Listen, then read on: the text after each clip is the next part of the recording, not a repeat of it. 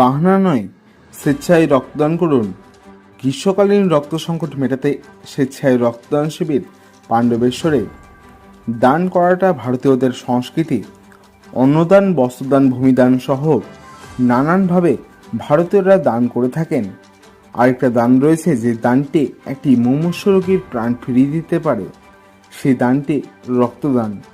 রাজ্য জুড়ে চলছে গ্রীষ্মকালীন রক্ত সংকট, আর সেই গ্রীষ্মকালীন রক্ত সংকট কিছুটা হলেও মেটাতে এই দিন পশ্চিম বর্ধমান জেলার পাণ্ডবেশ্বর ভলেন্টারি ব্লাড ডোনার্স ফোরামের পরিচালনায় পাণ্ডবেশ্বর শিশু ভারতী বিদ্যা মন্দির বিদ্যালয়ের সহযোগিতায় আসানসোল জেলা হাসপাতাল ব্লাড সেন্টারের রক্ত সংগ্রহে গ্রীষ্মকালীন রক্ত সংকট মেটাতে এই দিন রবিবার পাণ্ডবেশ্বর শিশু ভারতী বিদ্যা মন্দির বিদ্যালয়ে স্বেচ্ছায় রক্তদান শিবিরের আয়োজন করা হয়।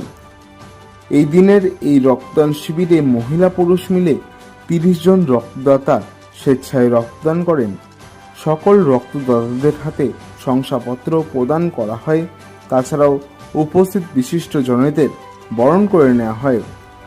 পরিচালকদের তরফ থেকে সমাজের সকল স্তরের মানুষদের আহ্বান জানানো হয় মুমূর্ষু রোগীদের প্রাণ ফিরিয়ে দিতে। গ্রীষ্মকালীন রক্ত সংকট মেটাতে আসুন সকলে কাঁধে কাঁধ মিলিয়ে স্বেচ্ছায় রক্তদান করি। এই দিন এই শিবিরে উপস্থিত ছিলেন PVBDF এর সভাপতি লালটু সামন্ত, সদস্য রবিশঙ্কর ঘোষ, কৃষ্ণগোপাল রানা, রাজা প্রসাদ, মনোজ মণ্ডল, দীপক বাউরি, অভিজিৎ বাউরি, গিরিধারী পাল, মনোজ ডোম, স্বরূপ ঘোষ।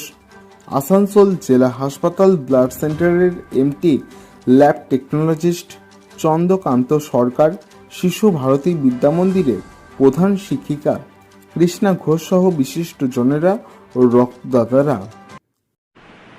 আপনারা সকলেই জানেন যে আমাদের প্রিয় সদস্য, আমাদের ভাই, 22 বছরের তরতাজা যুবক আকাশ আচার্য এখনও কিন্তু লড়াই চালিয়ে যাচ্ছে। ওর যে ভয়াবহ দুর্ঘটনার কবলে পড়েছিল, এখনও কিন্তু ও রানিগঞ্জের আনন্দলোক হাসপাতালে এখনও ওর চিকিৎসা চলছে। এখনও ওর সুস্থ হতে প্রায় 6 মাস থেকে 1 বছরের সময় লাগবে।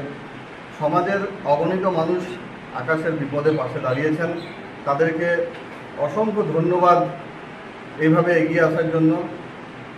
প্রতিটা মানুষ জাতি ধর্ম নির্বিশেষে আকাশের পাশে দাঁড়িয়েছেন, আগামী দিনেও দাঁড়াবেন, কারণ আকাশের লড়াই কিন্তু এখনও শেষ হয়ে যায়নি।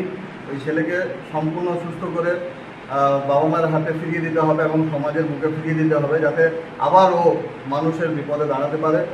তাই আপনাদের সকলের কাছে অনুরোধ, অবশ্যই যতদিন না ও সুস্থ হচ্ছে সবাই কিন্তু আকাশের পাশে দাঁড়াবেন। ধন্যবাদ। আজকে রক্তদান সম্পর্কে আপনাদের বক্তব্য। নমস্কার জানাই। প্রথমেই বলি, রক্তদান জীবনদান, রক্তদান মহৎ।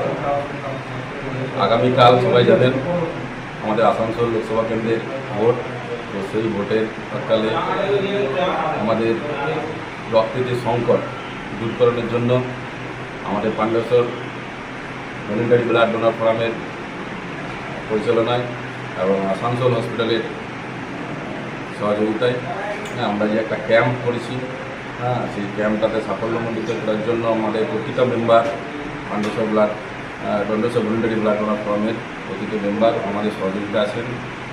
আপাতত আমাদের 20 জনের রক্তদান হয়ে গেছে। আরও কিছু রক্তদান যারা আছে তারা রক্তদান করবেন।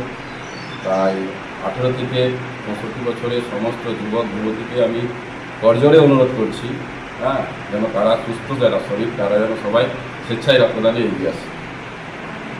আপনার পরিচয়? আমি মনোজ মণ্ডল, আমার লাউদোয়া শিশাবাড়ি, আমি পাণ্ডবেশ্বর ভলেন্টারি ব্লাড ডোনারের একজন ক্ষুদ্রতম মেম্বার। ধন্যবাদ।